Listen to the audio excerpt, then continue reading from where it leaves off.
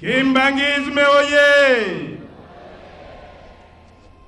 Ono tuyangalale kwetu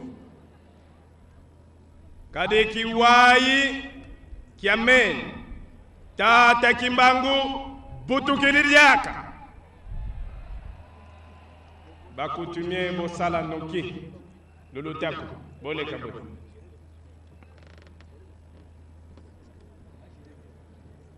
bapousa là peut-être bakito même à battre les malabangwa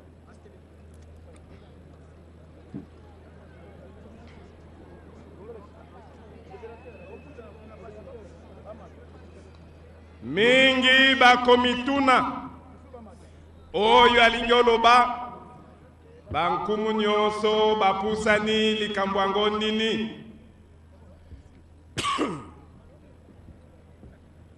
lelo eza esengo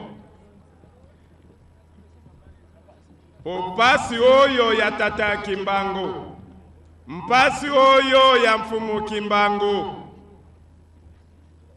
ezalaki pasi na biso nyonso pona mutu oyo botelemisi bopesi nzela asala kasi monguna abundisi ye akangi ye lelo ye wana abimi esengo na biso po lelo biso bakumu bakolo bilima ya mabele oyo pouvoir nzambe apesaki lelo toza kopesa lisusu na papa Kimbangu Kiangani makasi pe moto ya kofungola mokili pe kofungola mabele pe kopanza po Kongo emonana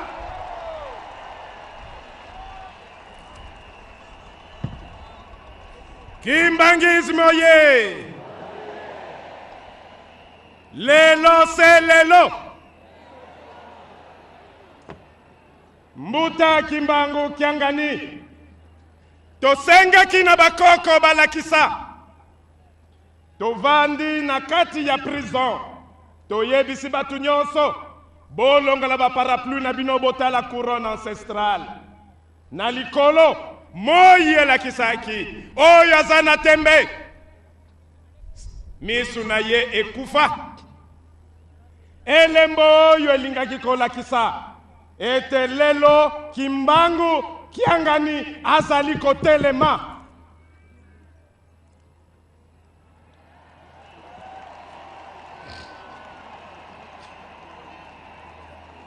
bitumba oyo euti musika tolandi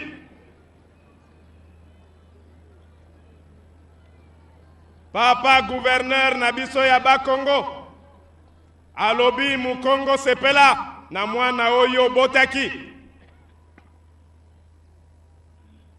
molandi ya gouverneur ya Katanga alobi ata yo botaki kasi akufelaki epai na ngai pe atikelaki ngai mapamboli ya Kinshasa alobi azaka kapo na yo mukongo te azapo na yo Katanga te me azali patrimoine ya Kongo mobimba pe ye asukisi alobi azali pe kinwa pe asengi ete moto oyo bafongoli lelo bakende koimplante yango kaka na sanza oyo ya Oktobre na mboka ya Kinshasa mboka Nkiutomba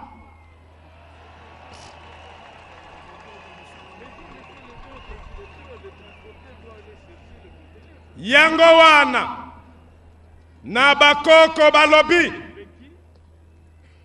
Kimbangu ayaki po na moto mwindo nyoso Kimbangu azali elembo oyo ya Kimpavita mama oyo atumbami na mwana na mukongo mayele ya yo moto mwindo eke wapi bazako efase bino memoire bokomi kobosa na kibokoko lokola batu babota maki likolo ya banzete Kimbangisme oye! Mosala tokopesa na papa Kimbangu Kiangani ya kozongisa mémoire ya peuple congolais, kozongisa mémoire ya moto moindo po Congo etelema Afrique etelema moto moindo arenye na Congo.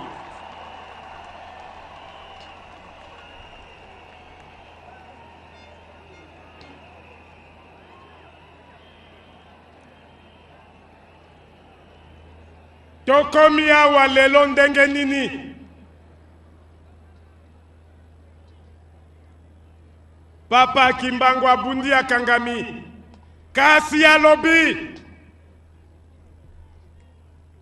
papa vice-gouverneur ya Katanga alobi ye akufi lisu moko ya kokanga lisu moko ya kofongwama na kibokoko soki mutu akufi boye elingi oloba akufi te azotala.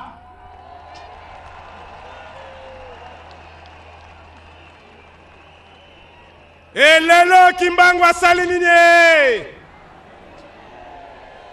Asali nini? Yango wana toza kobenga baye la biso lelo se lelo Kimbangu akotelema awa ye abimi atelema Congo bolinga bolinga te mayela nyonso ya mabe oyo bomemaki na mboka oyo oyo mundela atikaki na mboka oyo boza kopanza bamazina bino oyo eza kobundisa Kimbangu oyo eza kobundisa Congo oyo ebomaki Muze Kabila oyo eza koluka koboma Joseph Kabila nyonso lelo tokosilisa yango biso bilima ya Congo tolobi lelo tolobi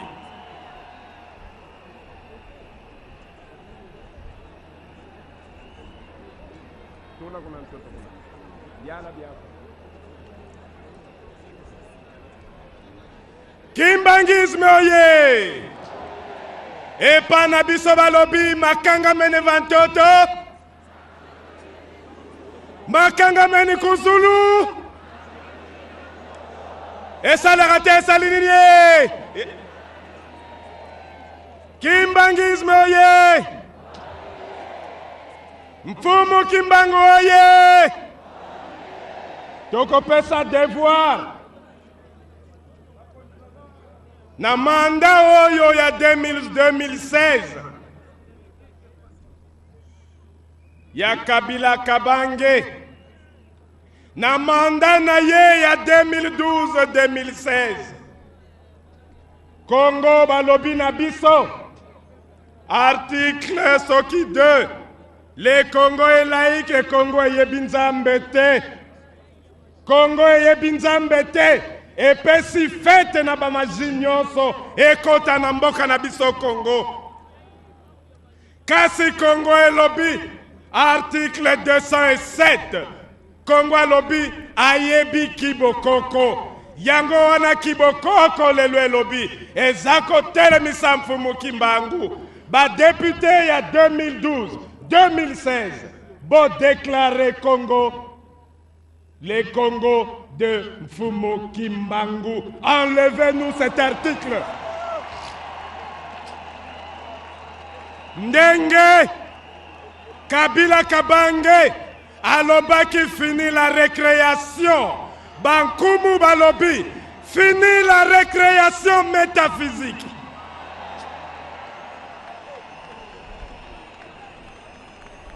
Bamaji nyonso oye bombani sima ya banganga sima ya bapasteur sima ya baoyo balingi baloge barose croix bafranc-maçon bankumu balobi lelo tetele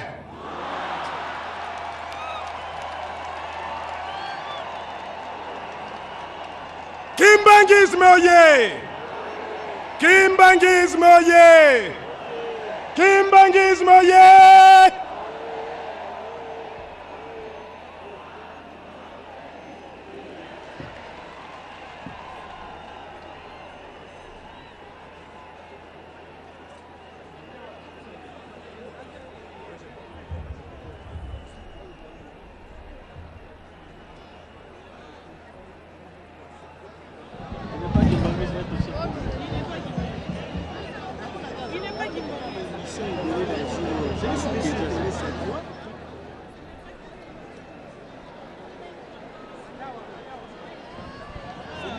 Alors, voilà la dimension symbolique du pouvoir de l'autorité traditionnelle avec une peau de léopard. Et il y a d'abord des pavés. Qu'est-ce qui va se passer? La peau léopard qui fait partie des armoiries, il faut le dire, de la République démocratique du Congo. Lelo kaka elembo nzambe ya bakoko atalisaki na prison na likolo na moi yango tokokitisa awa oyo koya.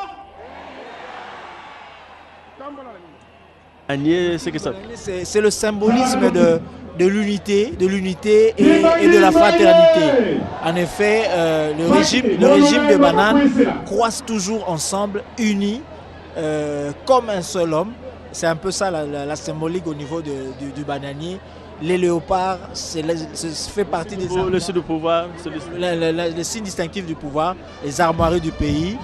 La natte, je donne ma langue au chat. La natte, c'est un siège. On s'assoit sur la natte, on dort sur la natte. Son Excellence, ministre Mouyu, Aya Nabiso, père ambassadeur Charles Koto, Bango Bazali, non seulement chef coutumier, mais aussi moi, chef coutumier. Excellence, je vous invite à venir nous assister. On voit les autorités traditionnelles, celles qui nous conçoivent à la facilement, qui parlent comme le fils du coin, aussi comme celui qui est issu des tenteurs de pouvoir. Parce que faire rayonner. Donc, construire une pensée, la diffuser, la disséminer, ça signifie qu'il faut être détenteur d'un certain pouvoir. C'est certainement que ce pouvoir que l'autorité traditionnelle veut reconnaître à l'occasion d'un acte symbolique de libération ou de restitution, d'annulation de l'acte de condamnation de Simon Kimbangu.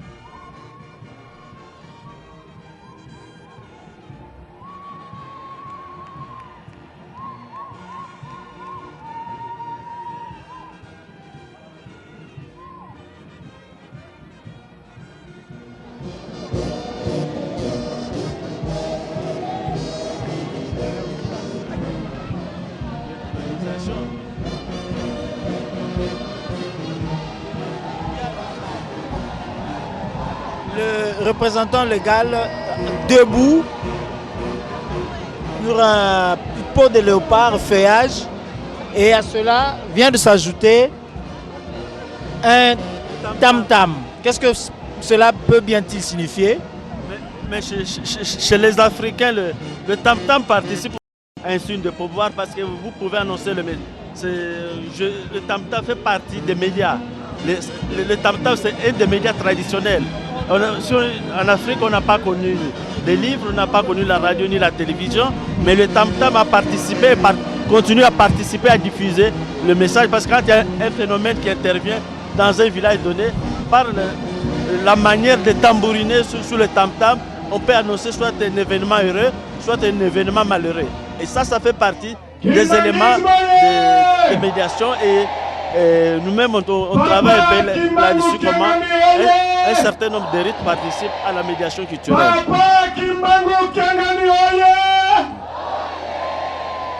Papa Kimbangu Kiangani, oh yeah!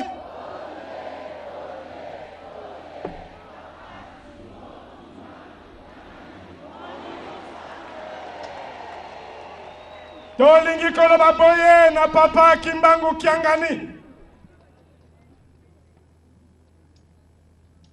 Pouvoir ya kibokoko euta nzambe. Nzambe ya bato moindo yo Kimbangu akufelaki. Soki totelemisi ye na kibokoko na biso na bana oyo misatu ya mfumu Kimbangu ye azali mwana liboso. Lokola ye azali mwana liboso elingi koloba bandeko na ye nyonso bakobenga ye papa.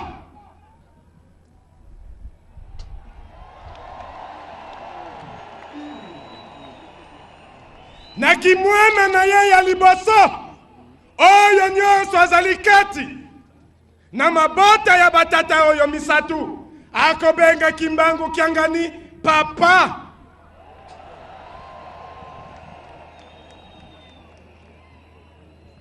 Kasi kaka ye batomboli kombo ya koko na ye mfumu Kimbangu. Tango ye azwi kombo oyo bapapa oyo baboti ye bakobenga ye papa.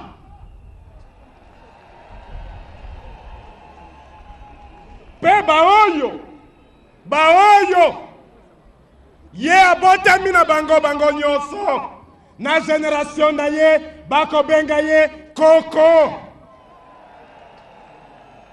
Kotelema lelo kobima ya mfumu Kimbangu, kotelema na ye yango na biso lelo tolobi ye nde totelemisi, ye nde topesi nzela akende atelema azongisa kibokoko, azongisa molimo ya bato bayindo.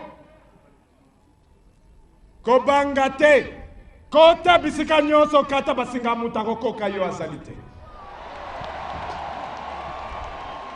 Ndenge toza koloka lelo na se ndenge nzamba se alokaki likolo mutu akokoka ye azali te. Yango wana topesi ye makasi pe tosengi na ye mbonda o topesi ye abeta yango tango nyonso tongo pokwa poete molimo ya bato bayindo ezonga na esika Kongo euti musika pasi yeleki lelo ezaleli ekomi bitumba pe ebandeli ya kobonga ya moto moindo pe oyo kolonga ya kibokoko ya moto moindo na yango tosengi na papa merci mingi topesa yembote akende kovanda.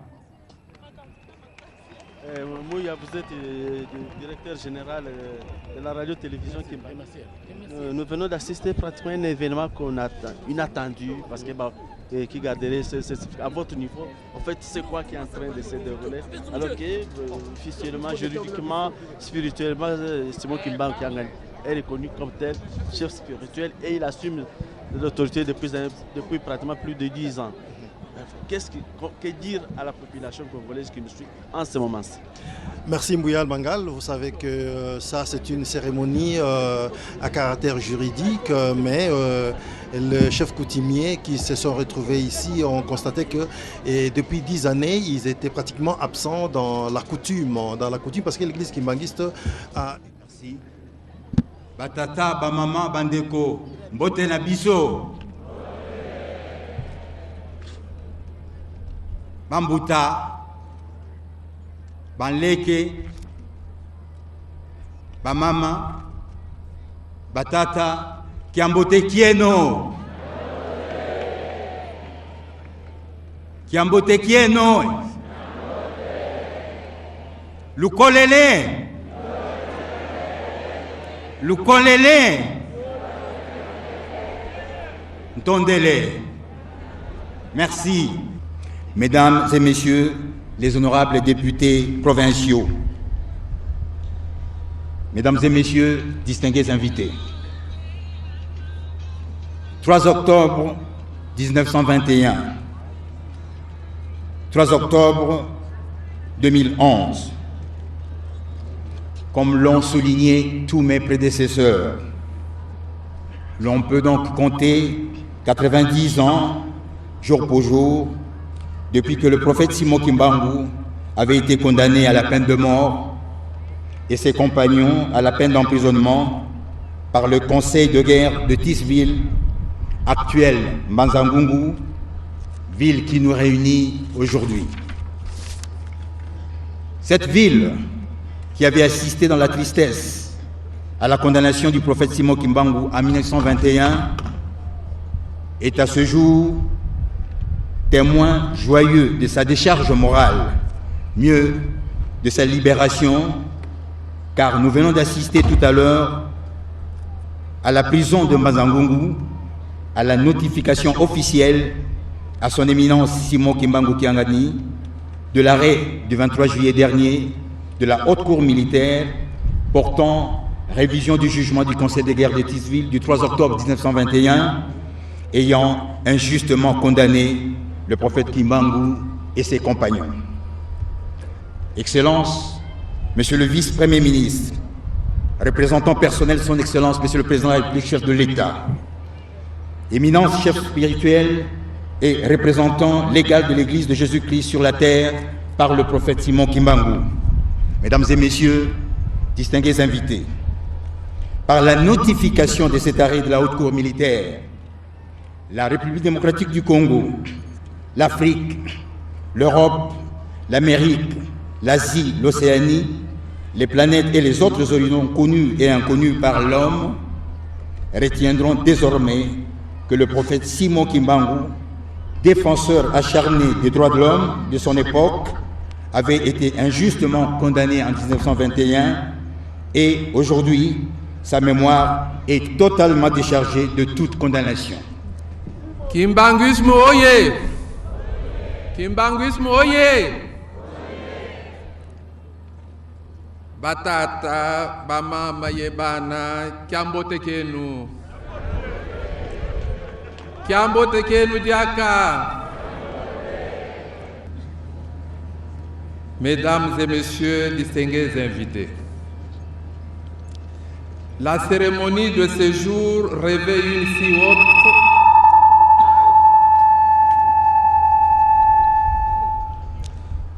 La cérémonie de ce jour revêt une si haute importance que son Excellence, Monsieur le Président de la République, chef de l'État, Monsieur Joseph Kabila Kabange, tenait à y prendre personnellement part. Malheureusement, après avoir effectué un long périple aux États-Unis d'Amérique, à Cuba et en Guinée équatoriale, des charges pressantes de dernière minute l'ont amené à désigner ma modeste personne pour venir le représenter personnellement en ce lieu où se réécrit l'histoire de notre libération. Le message que je vais vous transmettre est donc le sien. Avant toute chose, il a tenu à rappeler qu'il était de cœur avec la population lors de la réouverture de la cathédrale Notre-Dame des Sept Douleurs de Kisantu et qu'il avait longtemps prié pour que finissent les douleurs des enfants de ce pays. Aujourd'hui, le président de la République tient à communier avec la population à la fin du long matanga, du long deuil porté depuis la condamnation inique du prophète Simon Kimbangu. Il m'a chargé d'adresser ses salutations les plus chaleureuses, d'abord aux membres et descendants de 37 000 familles biologiques qui subirent la déportation pour avoir adhéré à l'idéal de société et aux enseignements du prophète Simon Kimbangu, héros national. Les mêmes salutations sont adressées ensuite à l'ensemble des membres de la communauté kimbanguiste, disséminés aux 4 coins du globe, et enfin à l'ensemble du peuple congolais qui, du Katanga à la province orientale, avait accueilli les déportés kimbanguistes et le message d'émancipation qu'ils professaient. Son Excellence, Monsieur le Président de la République, a noté en passant qu'il était bon d'organiser la cérémonie un jour ouvrable, car la condamnation du prophète eut lieu un jour ouvrable. J'ai profité de cette observation pour interroger mes informaticiens. Quelle ne fut ma surprise d'apprendre que le 3 octobre 1921, c'était un lundi, tout comme 90 ans après, le 3 octobre 2011. Je me réjouis de cette coïncidence si symbolique. Autant est intéressante la symbolique qui intègre les années 1921, 1951, 1991 et 2011, à savoir l'année de la condamnation en 1921, celle de la mort du prophète en 1951, soit 30 ans plus tard, celle de son amnistie en 1991, 40 ans après sa mort et 70 ans après sa condamnation, et celle de sa réhabilitation en 2011, soit 20 ans après son amnistie, 60 ans après sa mort et 90 ans après sa condamnation. Sikawa ekomingala yebali kopesa bongo na tata Simon Kimbangu kiangani lokumu loye asengeli na yango bandeko balanzi lokwato minote mokolo mwalelo mya isato sanza ya zomi mobukoto yoko kama libwana tuku mibale na kobanda mobu koto yoko kama libwana tuku mibale na moko telelo ekokisi bongo mibu tuku libwa uto bakatelaka bongo ta Simon Kimbangu tumbo ya liwa na yango makambo ndenge na ndenge masale maka pelelo loye baponaki lisusu mokolo mwa lelo ya isato sanza ya zomi mobu koto ibale na zomi na moko na tina ya kolongisa ye to pe kobinisa ye na boloko kasi ya motu ya penza esengeli boye baye tata Simon Kimbangu soko bakatelaka ye tumbu to pe bafundaka ye na ba Belge yango ezalaka mingi penza po te basepelaka te na mateya maye azalaka koteya mingi penza azalaka koloba ete omikolo mikoya moto moyindo akozwa bongo esika ya mondele pe mondele akozwa esika ya moto moyindo talaka lingala liewana lipesaka bango pasi pe kanda na tina te bakwa bongo koluka makoki manso po te bakwa bongo kokanga ye ye asalaka boloko boye o etuka ya katanga mingi penzo ngumba Lubumbashi kuna asalaka bongo mibu tuku misato kasi pona koyeba penza bozindo o maimanso tozai koloba awa opene na ngana zena mopanzi sango ya Ratelki okombo ya Sami Toko ya ko koyebisa biso no lulu mwalelo po ya yo lenge tozai komona sengo na ba iye ya Mbakimbanguiste pona yo ko koloba ni iyo ndeko lilibo sekota molulu mwalelo toko limbo ela na bazai kolanda biso sikawa ete mozalaki molulu monene pamba te molulu mosangisi ezala bai eyamba Kimbangu mpe ezala bazali bai eyamba Kimbangu te toloba ete molulu mwalelo mozali nde moye pesaki na tata mokonzi wa bule Simon Kimbangu kiangani mikanda mpona kolakisa ete tata Simon Kimbangu mopaka ya bakangami si abimi na boloko pamba te na ntango nyonso tokotalaka soki moto abimi na boloko bakomopesaka mokanda mwe mokolakisa ete te ye asi alongwe o maboko ma leta asi basi baluboli ye na libulu yango wana mikolo milekaki ezalaki omobu na sanza ya sambo eleki ezalaki mikolo tuku mibale na mibale na sanza ya sambo eleki ete leta ya mboka na biso ekataka likambo ezalaki na haute cour militaire ezwami mboka mokonzi Kinshasa bakataka likambo ya tata Simon Kimbangu na mbala ibale ete batala ete likambo liye wana na bokuto ya likambo liye wana batalaka ete tata Simon Kimbangu asalaka likambo lioko ya mabete yango alongaka likambo azalaki pe yemei te azalaka na baye bakangamaka na ye elongo yango wana lelo ye ezalaki nde molulu mwa bopesi mikanda miye wana na tata mokonzi wa mbule pamba te bongi te mikanda miye wana mipesa mapolele bato banso bayeba ete kubanda lelo tata Simon Kimbangu azali lisusu na boloko te elongo na baye bakangamaka na ye to kokoba se ko yebisa na baye bazali kolanda biso sikawa ete sikawa ezali nde tokomi na ngonga ya kopesa lokumu na tata mokonzi wa bule pamba te lokumu le wana ona kozwaka bobele ye mutu mususu akozwaka lwango te yango wana ndenge ozali komona basinzili balingomba to mpe surveillant kimbangiste bango nde bazali komu pesa lokumu wana elongo na bandeko bafaki fanfare kimbangiste mpona koyebisa na baye bazali kolanda kolaka la peuple ete MSK to mpe basinzili balingomba bazali balati sokoto te to mpe basoda babula matali te bango bazali basinzili balingomba musala mwa bango bakokengelaka bobele biloko bya lingomba mpe bandimi batata Simon Kimbangu yango ndenge ezali kotala sikawa tokozongisa maloba ndenge yeba tata Simon Kimbangu po ete aye wana azali koleka mpona kozwa lokumu lelokokani na ye kasi tokotalaka bandeko babiso mpona kolaki yebisa na bato bayebi lisanga liye wana malamu te ete lisanga liye wana libandaka omobuma osanza ya motoba naloba nsanza ya minei omobuma nkoto na nkama libwana ntuku motoba to mpe 1960 ndenge bayi français bakolobaka ete ezalaka omboka mokonzi Kinshasa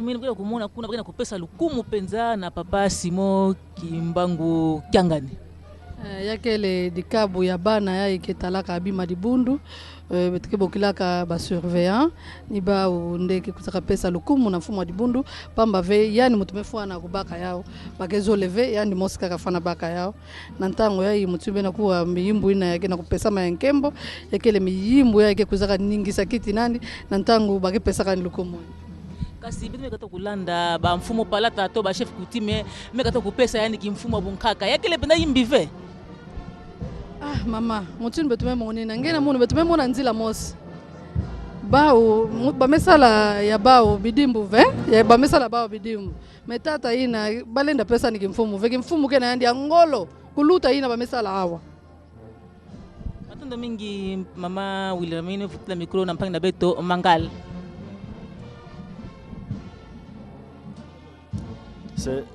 C'est un moment donné pour le chef spirituel. On est en train d'entonner pour lui l'hymne de Kimbangis et la manifestation se veut.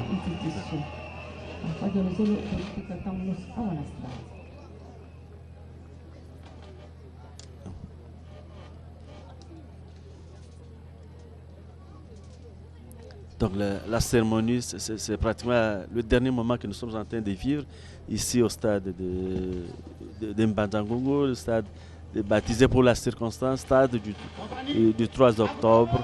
Alors le dernier moment, c'est avec la dernière intervention, la dernière personnalité, il s'agit du chef spirituel qui reçoit les honneurs de l'église. Comme seuls les Kimbangis savent le faire, c'est un stade peu imprimé au vert et blanc, aux couleurs Kimbangis. C'est ce stade qui est en train de recevoir en triomphe son chef spirituel, Simon Kimbangu Kyangani, à l'issue de plusieurs événements plein de significations que nous avons vécues depuis le début de la matinée jusqu'à ce moment. Il y a eu le matin la remise officielle de l'arrêt de révision de la décision du jugement intervenu en 1921 par la cour militaire la haute cour militaire de Kinshasa. Et puis il y a eu au deuxième moment les échanges de messages, mais avant d'y arriver, il y a eu aussi un acte que le président de la République vient de poser en faveur de Kimbangis, c'est qu'il vient de racheter l'ancienne prison, il vient de racheter pratiquement l'ancienne prison qui va être mise à la disposition de Kimbangis comme un lieu de pèlerinage, et le document de propriétaire a été remis au chef spirituel de l'église Kimbangis par le vice-premier ministre et ministre de l'Intérieur, de centralisation et management du territoire, Adolphe Mano Wana Sefu. Donc nous sommes en train de vivre ce dernier moment, c'est des spectacles que dans quel moment on va trouver justement un élément de commentaire pour voir de parler ce que les Kimbangis savent faire. On a cru qu'on était déjà si fatigué que les gens étaient disposés à partir. Maintenant, curieusement, c'est la joie comme si on venait de commencer. Ndio Bwana Mbuyal, kabla ya kiongozi wa dini Kimbangu Simo Kimbangu Kiangani kuweza hivi kuchukua masemi, amepewa heshima kufatana na madaraka yake kama vile kiongozi wa kanisa Kimbangu, kwani leo ni siku kubwa, siku Papa Simo Kimbangu amevalishwa haki yake, heshima yake na kutoka gerezani baada ya miaka 19. Ndiyo leo siku kubwa kwa waaminifu wa dini la Kimbangu, siku kubwa kwa jumla kwa Wakongomani kuweza hivi kumkubali kwa kazi nzuri aliyeifanya na kazi ambayo imeendelea hivi kutoa tunda leo katika Jamhuri ya Kidemokrasia ya Kongo, kwani kanisa Kimbangu ina kazi mengi. Ikiwa Papa Kimbangu Kiangani amepatikana mbele na kuweza hivi kupata heshima kufatana na madaraka yake, waaminifu wapo katika cheko, wapo naimba, wote wamepatikana na furaha kubwa kwa siku kubwa ya leo ya tarehe 3 Oktoba, siku kuambatana na tarehe 3 Oktoba mwaka 1921, siku aliweza hivi kuhukumiwa malipizi ya kufungwa maisha yake nzima. Leo siku kubwa tarehe 3, siku korti kuu imechukua hatua ya kuangusha uamuzi wa zamani, hatua iliyochukuliwa na sheria ya zamani wakati wa Ubeleji, na kuweza hivi kujulisha kwamba ametoka sasa gerezani,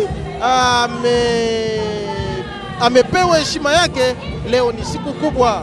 Wote waliweza hivi kusema, ikiwa wali wa mji wa Kinshasa ambaye ikajulisha kwamba sanamu itaweza hivi kushimikwa mjini Kinshasa kwa heshima yake.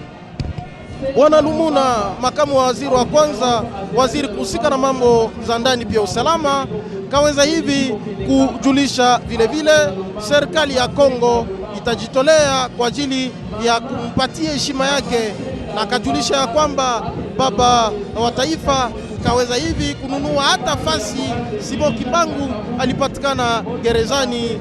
Eneo yoyote leo sasa imepewa mikononi mwa dini Kimbangu. Ni heshima kubwa, ni sifa kubwa kwa kazi kanisa hiyo imeendelea hivi kuifanya juu ya kuinua heshima ya Papa Simo Kimbangu Kiangani. Ndiyo kujulisha ya kwamba ndiyo kufatana na yote tutaweza hivi kumsikiliza moja mwaminifu ambaye ni mpasha habari vile. Tunaona sasa kabla ya Papa Simo Kimbangu Kiangani kuchukua masemi, wamempatia heshima. Wakati wameendelea hivi kutembea, tunaweza hivi kujua ni kama unanisikia sasa, tunaingia katika wakati gani? Asante ndugu, tunafika wakati ile wanakuwa wakimpatia Papa Simo Kimbangu heshima yake, kwa sababu yeye ni baba wa roho. Heshima hii wanampatia inamfai, kwa sababu ndiye yeye mheshimiwa mkubwa mwenye wa kwanza mwenye anakuwa juu ya kanisa ya Kimbangu. Ni wakati wanakuwa wakimpatia heshima yake ile inamfai yeye peke tu, ndio anakuwa akipata heshima ya namna hii. Ndio wakati Papa Simo Kimbangu Amani Kiangani atachukua masemi, itakuwa sasa atafanya sala kubwa ya ubarikio wa siku ya leo na sala kubwa vile vile ya amani na ukimya katika Jamhuri ya Kidemokrasia ya Kongo, kwani tumepatikana wakati wakongomani wote wamejitajarisha kwenda katika uchaguzi, na vile vile masemi atakayechukua ni kwa ajili ya kuinua moyo na zamiri ya waaminifu wote wa kanisa Kimbangu. Ndiyo ndugu, hii tunakuwa tukifata hapa ni heshima ya Baba Simoni Kimbangu, kwa sababu ndiye yeye baba wa roho, baba wa kwanza mwenye anakuwa juu ya kanisa ya Kimbangu.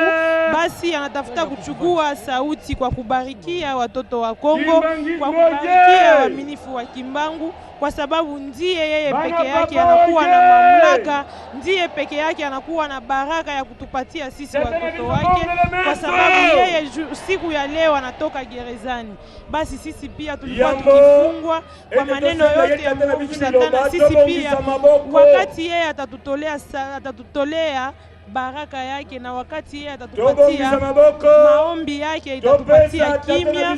Wale walikuwa wakifungwa na minyororo wa mwovu Satana watapata kufunguliwa. Ndio, kwa jina la Baba. Ndio ni namna kufungua mlango kwa sala itakayotolewa na kiongozi wa dini Kimbangu. Muda saa chache atachukua masemi kwa kuweza hivi kubarikia waaminifu wote tuatumaini, na kubarikia vile vile kazi kubwa na kazi kuonekana ya Papa Simon Kimbangu. Bwana Medaya Mbuyal, ni nimbo la heshima tuatumaini kwa kumruhusu kiongozi wa dini Kimbangu kuweza hivi kuchukua masemi. Wote waaminifu, haiko tu wale kupatikana hapa kwenye uwanja, wote wa Jamhuri ya Kidemokrasia ya Kongo na wale kupatikana ugenini wapo tajari kwa ajili ya kuweza hivi kumfuata. Merci Dakin. L'événement est retransmis par la RTNC, vous le savez, à Wamba, dans la province orientale. Les Kimbanguis sont réunis dans leur paroisse. Il y a un écran géant tenté de retransmettre ici. Nous sommes là de nous suivre autour de Inagos Geneviève, notre concert qui se trouve présentement à Wamba. À Chibala, au Kassa occidental également, les Kimbanguis sont en train de nous suivre à tous les niveaux. Les messages se prêtent que c'est un grand moment. C'est un grand jour, le jour de la réhabilitation de la mémoire collective, le jour de la réhabilitation de la mémoire du Simon Kimbangu face à une condamnation injuste. C'est le moment que c'est. Voilà la signification qui fait que le stade d'Imbandangou est plein comme un œuf, et le responsable de l'église a répondu à prendre la parole.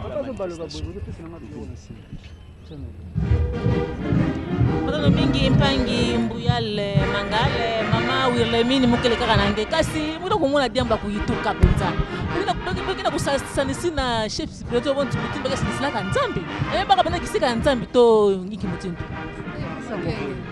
kumona bakimbangise bazoba veka bana kusala diambo yayi bameza bantsasa do mutundu ngemetu baya bakatulaka na place ya peve ya longo pamba ve bake monaka na bamambu ina ndike salaka yao pesa ba ngolo to na ndinga kifaransa ko confirmer andi ke yali mutu mefo na lukomo yeni matone mingi pangi mama Wilhelmine pesa micro na pangi munu Lisi Bilonda iwa bawetu balonzi batim tatansi jamu munwe mtusanji bwa kuluseka lwa mpanza ngungu bona kwamba sikubili jimbinji boneno kayeni ushindu kai ujibana bamona Kongo bene eklezia wa Kimbangu bikala ndisanka jine nane naye hakuma tishima cha ilo andaye unuku Papa Simon Kimbangu bikala mupeta buti kajiji nungu tansi tulonda disambila uji Simon Kimbangu kiangani ushindika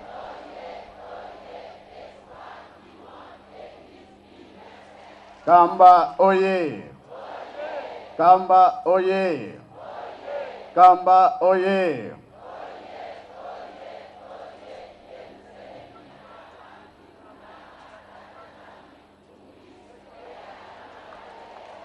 Banza Ngungu oye! Banzangungu oye!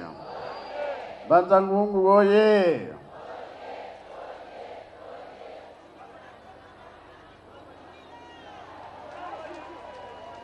Eunwe! Embase! Bilungu biakuloe! Yangalala! Esengo bie esengote! Esengo bie esengote! Sai bukan sai kue. Sai bukan sai kue. Kiese bukan kiese kue. Tulenda kwetu seva.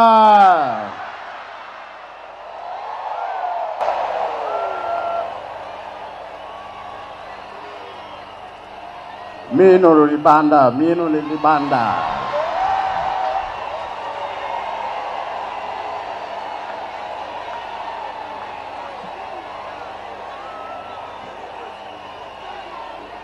Na komo ya tata mwana pe tata molimo centre to bandeli nano bakonzi na biso ndenge tata ministre aye kolakisa elonge ya tata président na biso nyonso toye awa badiscours nyonso discours kitoko ngana kanisaka bahistoire oyo yebani te nzoka yebani kosilaka ngo wapi alors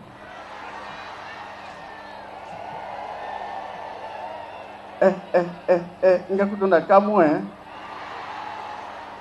ho nyonso kolekawa vraiment makambo kitoko lelo eza mokolo monene ntango nazalaki na ville na yoki chef coutumier aleki awa likambo moko esalamaki et c'est vrai kuna na likolo sini moko emonanaki ya kitoko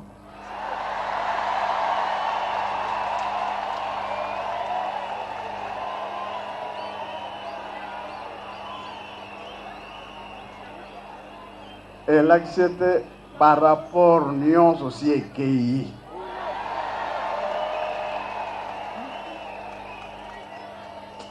en tout cas eumela te boni eumela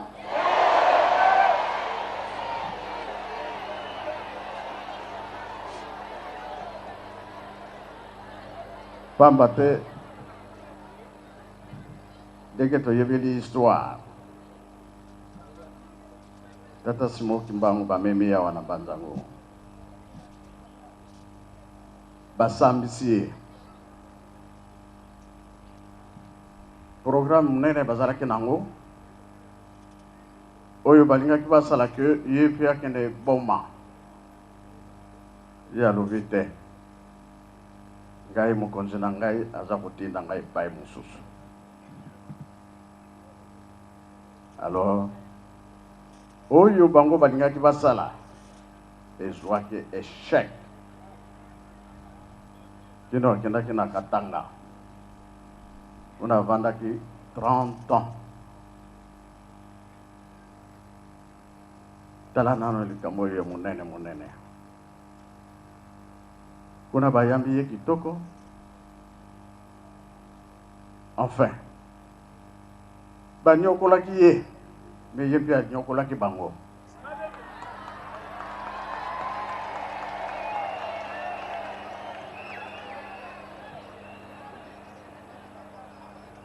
Dango mususu abongi na ye sikoyo basoda bazwi musala boka mobimba koluka ye partout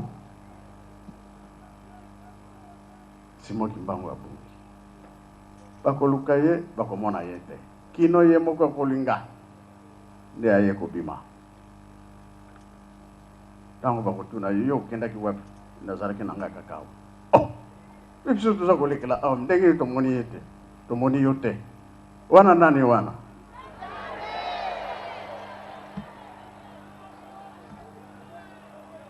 alors elelo oyo tomoni likambo monene Tata Président Joseph Kabila Kabange oyo asaleli biso esengo bi esengo te bongo bino bolobi esengo makasi tokofuta ye nini toza na eloko ya kopesa ye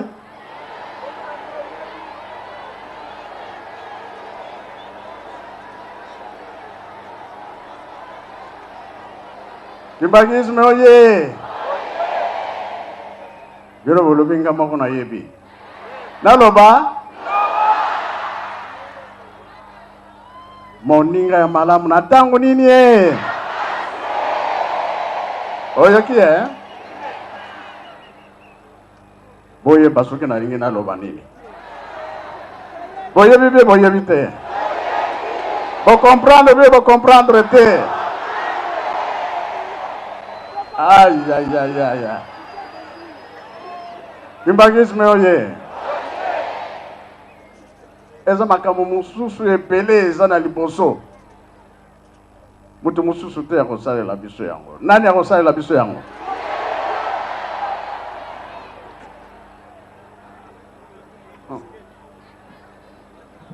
na famille soki oza na oncle kobanga te oncle wana kosalisa bino bongo bie bongo te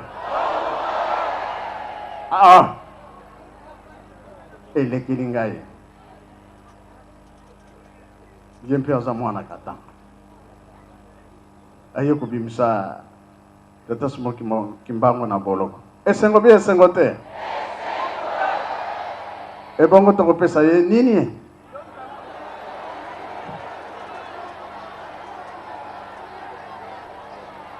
ngamo na yebi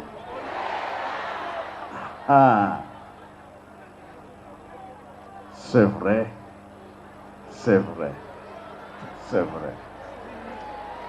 Aïe. Lelo na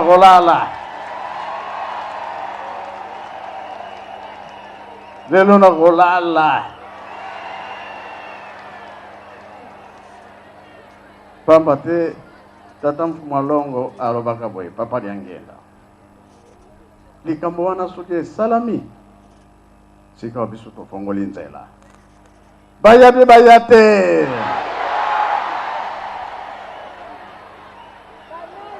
Mwana RDC oyo chance toza nango yango ezelaki kaka ye aya aza moponami bongo bie bongo te bongo biso toko néglige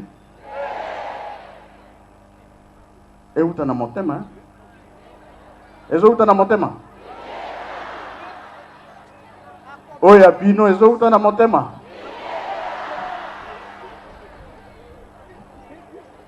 avana ndima ke ezouta na motema maboko likolo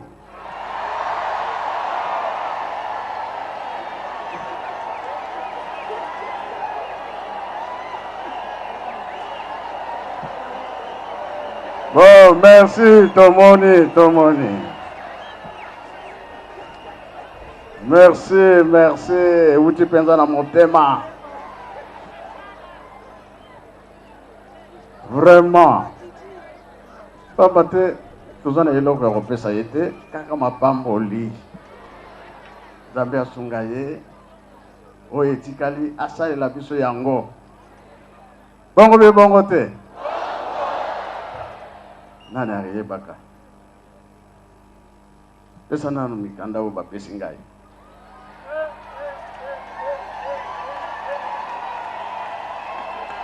Abimi na boloko.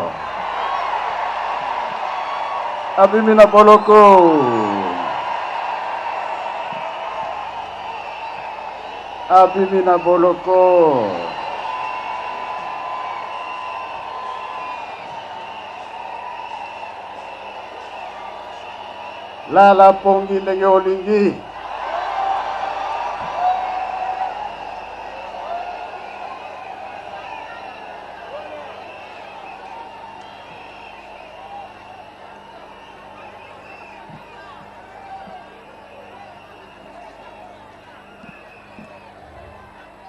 Na lupango apesi biso mikanda yango oyo. abimi na boloko na lupango bapesi biso na boloko bapesi biso yango mbala moko.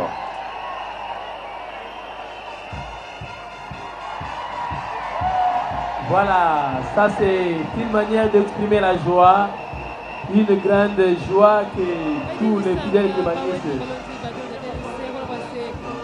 Papa Simon Kimbangu Kiangani dimukela mwina mpala na mulombo jimukulu wa eklesia wa Simon Kimbangu nyeye wa leji kumesi kwa bonsu mikanda ijibuba fete lelo ndaye unuku bakulesa basebule bela fumwa tunga mkalenga Joseph Kabila Kabange mudi bwe Kimbangu afeta buji kadiji afata kama buloku na shebi ukamufa kajivumikala chilumbu chimukosela kujibabeleji lelo ndaye unuku malonsu wakani ni malonsu wakani akani mene antishima ndisaka bijibika fitana mu chipalo cha ndundu kuluseke nunkula district ja Mbanza-Ngungu nunku Kalumbanji kajibonsi bikala bela kuji Papa Simon Kimbangu Kiangani nunku bawetu bonsi bela Kalumbanji fumadi tunga Joseph Kabila Kabange bwati kwa jisheji wetu ndishi ya mwamba jise anja nambila miande yose mshibihite kana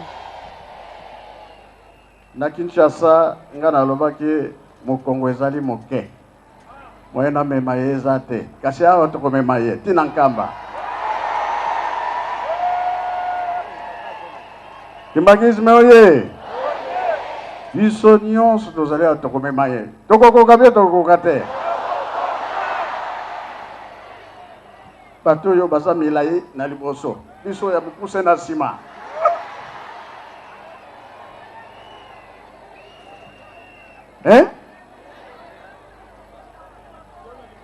Ah bon. Lobi tozali kokende na ye na nkamba. Na Kilongo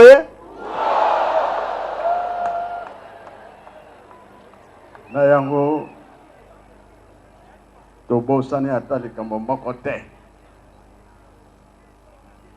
Oyo asalelaka bato bolamu esengeli nini? Tosalila ye mpe bolamu. Ezali bongo. Peut-être eza bongo te.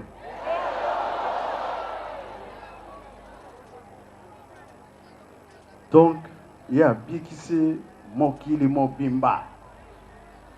Dès que yoki awa, soki tata ministre alekaki awa, oh papa gouverneur, baokaka balekaki awa. Afrique, États-Unis, Europe, Asie, Océanie. Atangaki bi atangaki te. Bolanda ki bi bolanda ki. Aye pona mokili mobimba. Polere leki. Ngana lobaka mingi. Lere leki. Aye.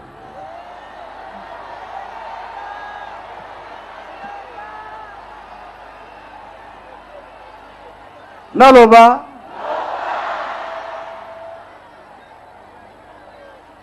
Tata Simon Kimbangu ayelaki mutu nyonso.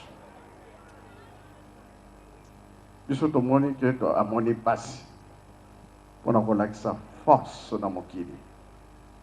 Que ye azali mutu ya ndenge mosusu. Bongo bien bongo te.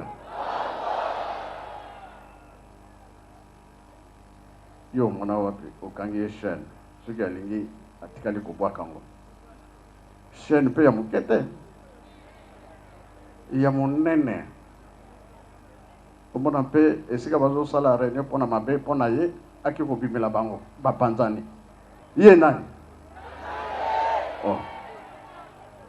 Tozala nan makam. E ni motero go kazolele. Majute sili.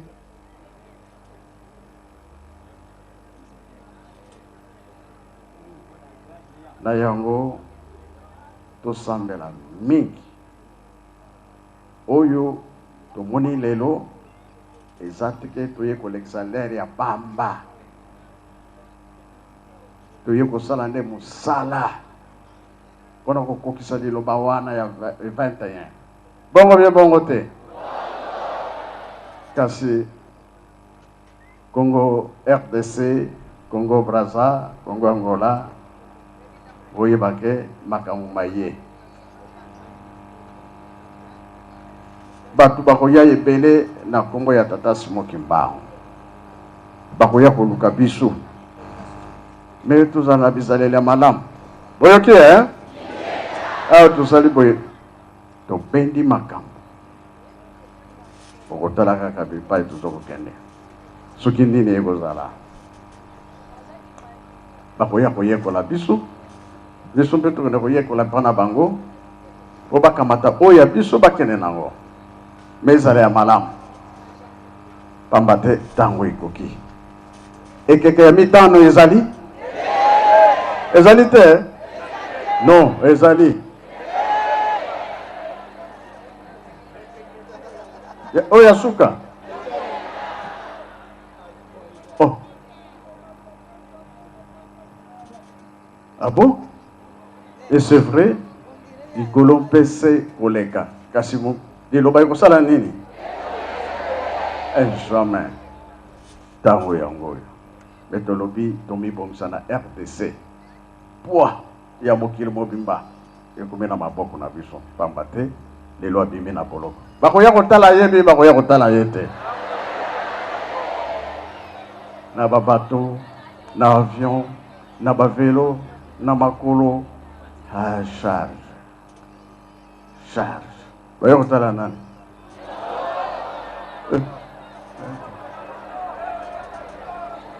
makambo wana ezalaka te enga na yokele yango kaka epa na bino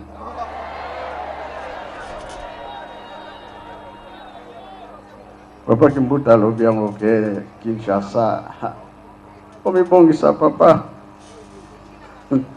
soki bahotele eza moke bakisa ezala mingi bakonzi bazali koya ebele tokotala kaka eza koya sango si ekei tolobi Nzambe asalisi biso tata président azwa lokumu basoda nyonso bozwa lokumu pamba te bazwa lokumu parce que ye moko numéro 1 aza nani soda oh oui butu moi nalalaka te za soda naza soda lalaka te no kutu balalaka na basapatu na makolo soki babengi kaka moya alata noki eza te directement ke ezalaka bongo voilà topesi mpe lokumu na papa Luzolo wa ministre ya justice na basoda nyonso oyo basimbi papier mpona likambo oyo basimbi maloba mpona likambo oyo Nzambe azwa lokumu mokonzi nyonso ya mokili mobimba bazwa lokumu pamba te oyo atangamiki asalaka na leta azali mokonzi likanisi oyo osaleli biso tokobosana yango te ata moke te awa esali boye esili likambo ya tata Simon Kimbangu eke mosika yo moto mwindo naloba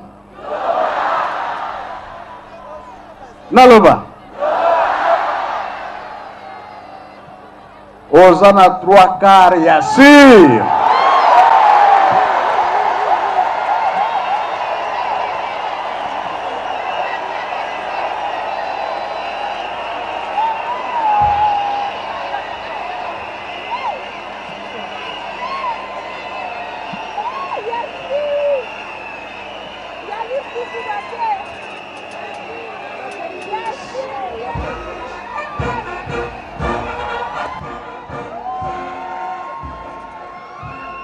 Voilà, le chef spirituel est en train de diriger maintenant la fanfare.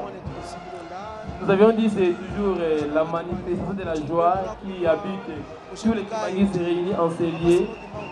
3/4 dont on a longtemps chanté, 3/4, voilà, vous devez recevoir les assurances du numéro 1 du Kimbanguisme, que les 3/4 sont disponibles. Papa Simon qui vient de nous rappeler aussi les 3 Congos. de nous préparer pour recevoir le monde, car tout le monde viendra pour voir où était Papa Simon Kimbangu. À nous aussi de savoir comment les recevoir. C'est la fête qui continue avec cette animation de la fanfare Kimbangiste. Papa Valérie, vous avez les lectures. Merci Papa Alpha, le 3 octobre 1921, c'est là qu'il y a passe. Na konyo ko la Papa Simon Kimbangu, mais le long nzoka ndia memela kibiso likambo kitoko. De Papa Simon Kimbangu kangani, ya rappelé biso le 3 Congo, tozana kilo munene, pamba te kamwe koki, lelo nde esili. Na yango na tina wana mutu mwindu, zalana esengo pamba te 3 quarts roba tetena biso balaka kibiso, lelo zalana ngo si to suis. Kibangisme oye! 3 quarts toswike sepela sikila kwa kunkundi iyo ba wetu ndimwe kubili jimbi ndimwe nanga yenu ndisanka jabuni sisemwamba ndisanka jabuni mwamba sebule mena muti mufika jiko bayelo anda yenu kwa mebwani mwakwiji Simon Kimbangu uvo mufa mwa mkaji ni moyi mkashi mwetu wini moyi uwenze bishima blonde shina miakula kuti Papa Simon Kimbangu kiangani kutika tataka ni buko kashi bakulombola eklesi wa kibaba Kimbangiste nonku bonse muntu wabedi kalumbanji kamaza tenta kuti fumati tunga Joseph Kabila Kabange mbule la mena kalumbanji kamaza tenta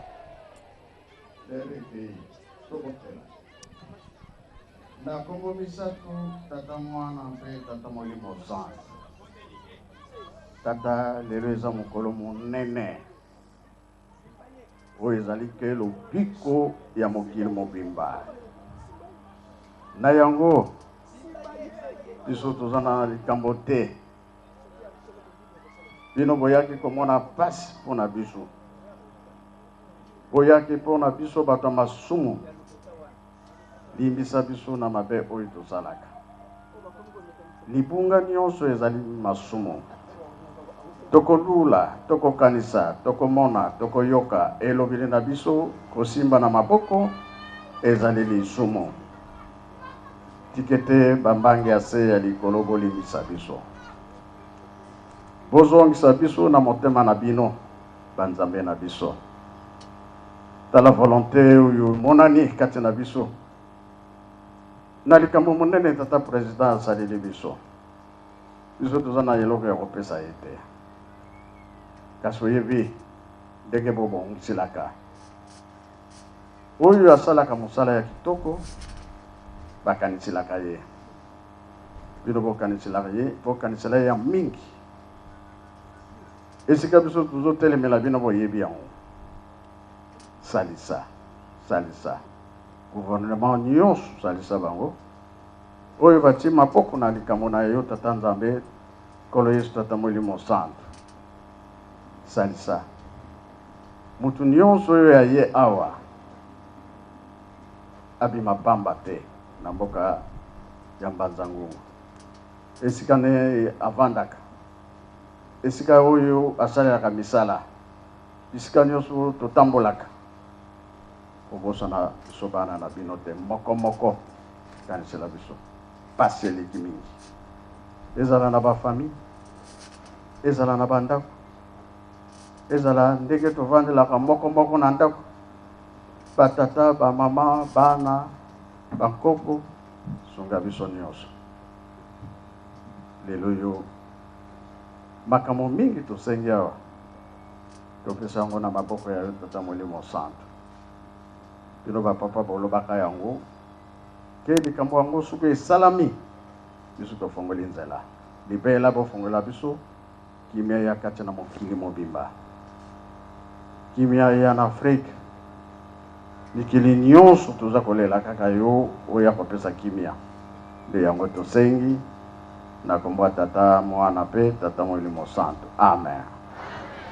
Territoire ya Chela yaka leki na yo azali na biso awa Papa Charles kuye mbio leki muloko wako na kuchunga hapa kuye mbio Papa Charles administrateur ya Disu Papa Disu yaka na prince mwana na yo mwasa azali kozela yo mama meje bazo luko kadiji apataka bubuloku na shebi ukamufa kadiji